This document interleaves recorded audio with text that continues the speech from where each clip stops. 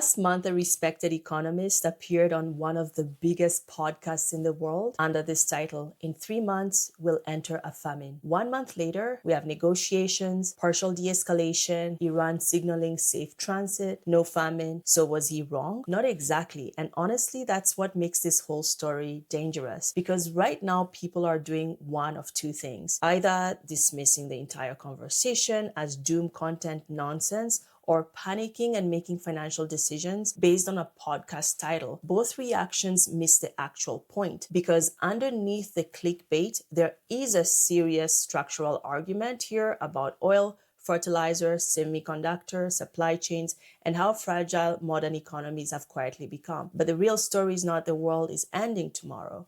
Hi, I'm Zainab Williams, a certified financial planner, and the real story is that modern systems are much less resilient than most people think. And today I want to separate three things: what's real, what's exaggerated, and what actually matters for your money, depending on how this develops. The economist from that interview is Professor Steve Kinn. And before we even get into the argument itself, this part matters. Steve Kinn is not some random internet personality farming fear for clicks. He's a post-Keynesian economist who became well known for warning about the 2008 financial crisis before most mainstream economists took it seriously. His work focuses on financial instability, debt systems, and structural fragility inside economies. In other words, whether you agree with him or not, he's someone worth listening to carefully. But here's the first important distinction. The title of that podcast was not written by Steve Kinn.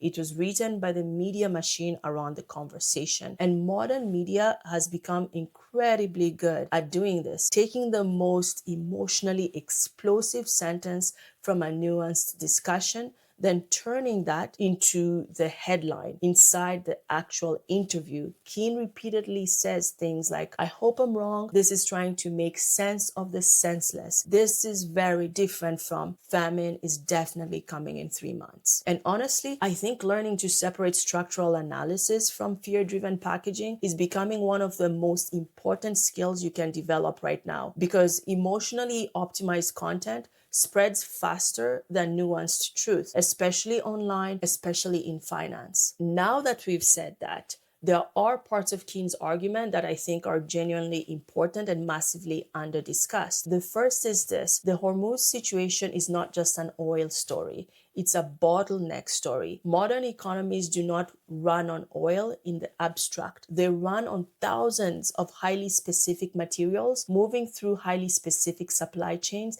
at exactly the right time. And an enormous amount of that flow passes through one tiny 21-kilometer wide stretch of water. Take fertilizer. Roughly 20 to 30% of the world's fertilizer supply moves through Hormuz. That matters because modern agriculture exists because synthetic fertilizer exists. Without it, experts estimate the planet could sustainably support perhaps 1 to 2 billion people, not 8 billion. Now, obviously, that does not mean billions die next month, but it does mean fertilizer disruptions compound slowly over time. Farmers are already adjusting planting decisions based on current prices and expected supply. So less wheat, less corn, less canola. And those decisions are hard to reverse once planting season moves forward. That's the type of second order effect Keen is talking about.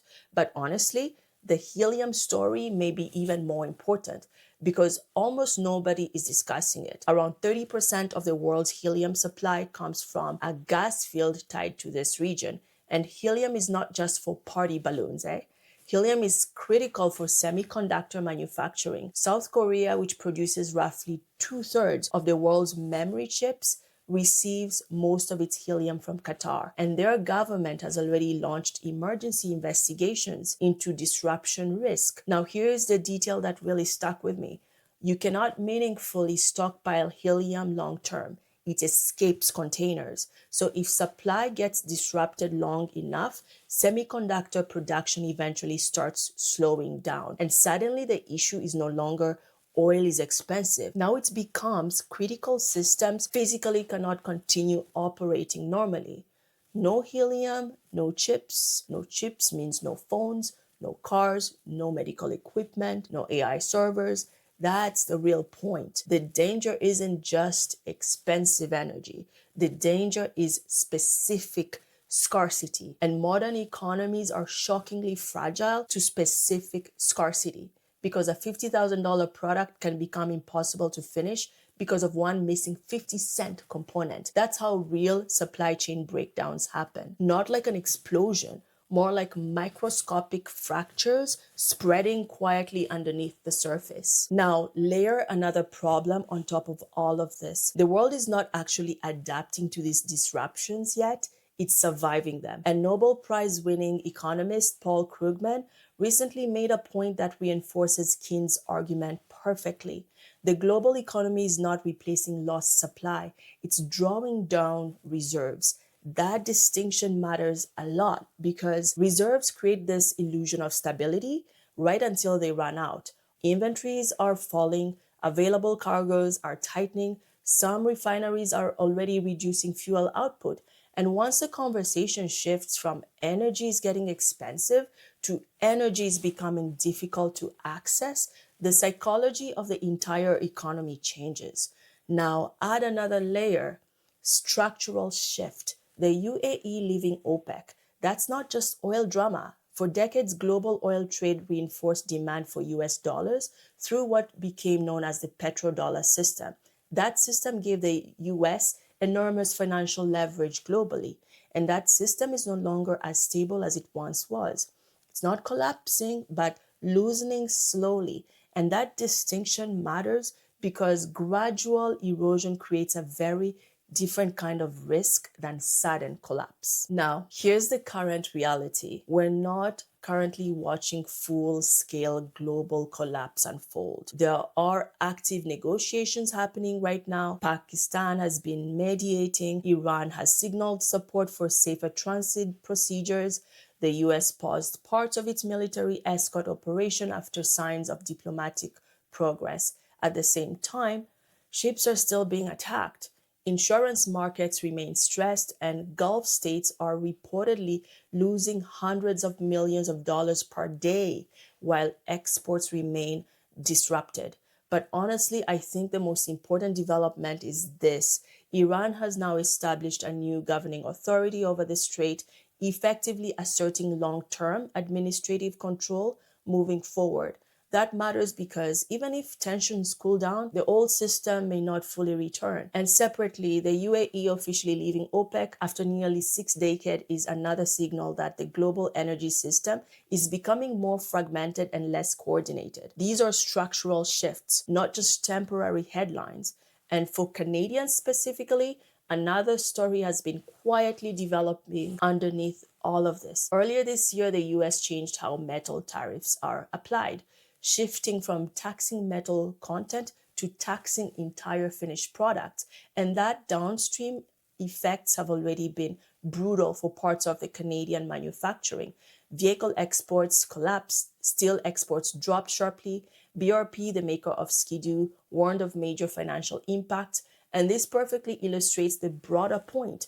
The visible headline gets attention, but the real economic damage usually spreads quietly underneath the surface first. Now, with all that said, there are also parts of this story that I think are being massively overstated online. The US dollar is not collapsing. It is under pressure. Those are different statements. Yes, the dollar has experienced unusually sharp moves recently. Yes, its reserve dominance has slowly declined over time, but it still dominates global trade and financial transactions. Central banks are not abandoning dollars. They're diversifying around them gradually. That's erosion, not sudden death. And China is not simply taking over financially either. The yuan still represents a tiny fraction of global reserves and remains constrained by China's own capital controls and domestic economic problems. So I think the most honest framing is this: the global system is becoming less stable, less coordinated, and less unquestioned. But that is very different from imminent collapse. And honestly, I think people psychologically struggle with gradual deterioration because gradual deterioration is emotionally unsatisfying. The internet prefers everything is fine or everything is ending. Reality is usually slower and messier than both. So, what should you actually do with all this? I think the answer depends entirely on which environment we're actually moving into. And this is where Kin raises a legitimate challenge to traditional financial advice. He says, we always think we can solve problems individually while the larger system remains stable. That's a real point because financial advice that works in a stable system may not work in a deeply unstable one. So instead of pretending there's one universal answer, I think it's more useful to think in tiers. So, tier one, the system bends but fundamentally holds together. This is still the most likely outcome based on current evidence. And if that's the world we're in, traditional financial fundamentals still matter enormously. Emergency savings, high interest debt under control, consistent diversified investing, avoiding emotional panic moves. History is filled with people who went entirely to cash, waiting for catastrophe, and quietly destroyed long term wealth by missing recoveries. But there's also a tier two world, a world where the system wobbles significantly for an extended period, supply chains remain stressed, energy prices stay elevated, growth slows, job markets weaken. In that world, liquidity matters more, leverage becomes more dangerous, income resilience matters more than maximizing returns, and geographic diversification becomes increasingly important. Then there is tier three, actual systemic breakdown. And this is where Kin is surprisingly honest because in true systemic instability, financial assets themselves stop being the primary layer of protection. Community matters, energy resilience matters, food debt matters, not apocalypse bankers, just reducing fragility. And here's the key insight. Tier 3 advice applied to a Tier 1 world makes you paranoid and economically inefficient. But Tier 1 advice applied to a Tier 3 world leaves you dangerously exposed. So the real question is not what's the perfect investment? The real question is what environment are we actually moving into right now based on current evidence? We still appear to be in Tier 1, drifting towards Tier 2, not tier three, not yet. So here's what I'd leave you with. I think the people who navigate periods like this best are usually not the people who panic first or the people who dismiss everything entirely. They're the people who stay calm long enough to separate signal from noise. Because the real danger in moments like this is not uncertainty itself, it's emotionally outsourcing your thinking to headlines.